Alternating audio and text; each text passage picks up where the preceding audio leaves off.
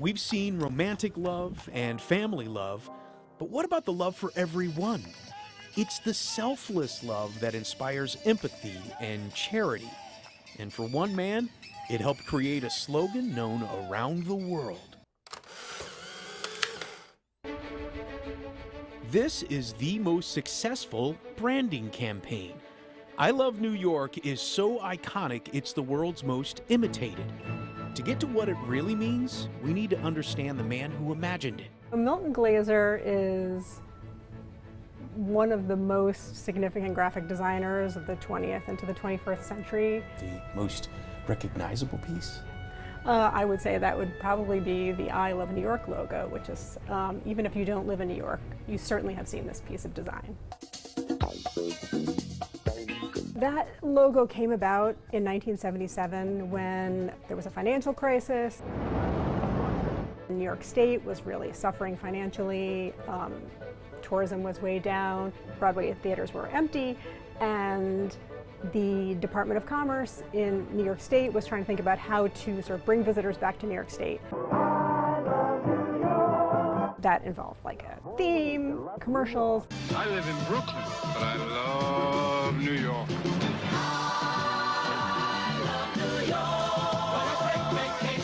But they needed a graphical representation. They needed a logo. And they went to Milton Glaser, which was the one that we know today with the very simple I, heart, New York, a sort of a proto-emoji kind of design. I just love the fact that he designed that in the back seat of a taxi cab. That's a quintessential New York story, isn't it? You gotta be ready when the inspiration hits you no matter where you are.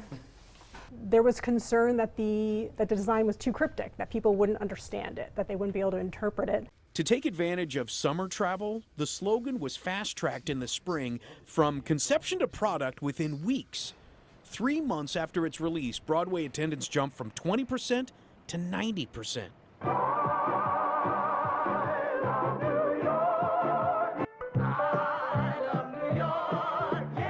Did this slogan save New York? Is that too big of a statement to say? I don't know. You'd have to maybe. Who's to say? But I think that, you know, as a longtime New Yorker myself, I understand the role that New York City plays in how I think about myself. And I think that New Yorkers have a kind of relationship with the place that they live that is not necessarily common among people who live in other places. It sort of becomes part of who you are.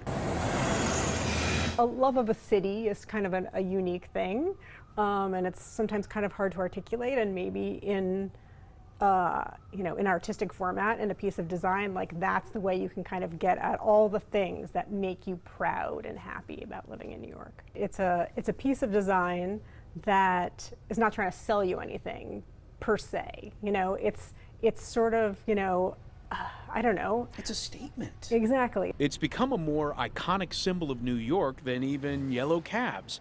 And it's been the slogan of New York ever since. After the attacks of September 11th, Milton revisited the I Love New York logo, but eventually he arrived on I Love New York more than ever. And you can see in the heart represents sort of roughly the shape of Manhattan, and the black smudge just sort of represents where the World Trade Center towers would have been on the map.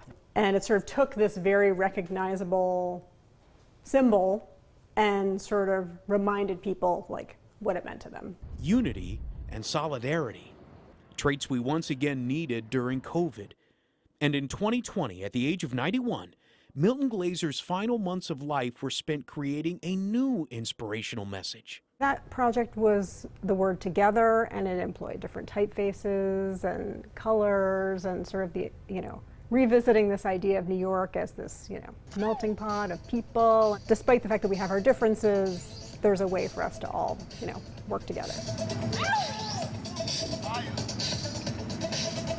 Showcasing a commonality between all people. As for the heart itself, Glaser once said, "No one thing symbolizes the heart. At our heart is cultural diversity, and everything and everywhere is the heart of New York." Love makes the world go round. At least that's what the saying says, right? But what we've learned about love is that it comes in many different forms. But true love comes without expectations. Otherwise, it's just requirements for your affections. It means putting someone else in front of yourself and focusing on the quality of the relationship. Because in the end, it's not about who you love or what you love, it's how you love.